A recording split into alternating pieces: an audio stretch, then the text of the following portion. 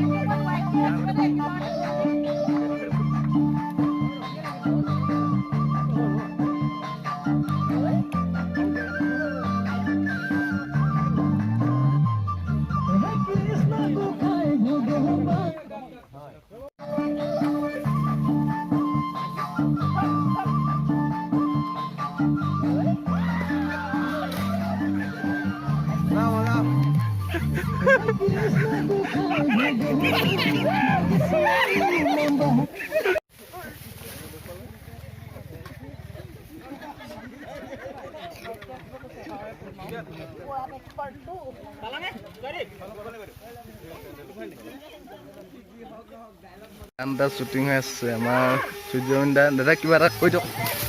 নতুন গান। নমস্কাৰ, নতুন বছৰ শুভেচ্ছা থাকিল।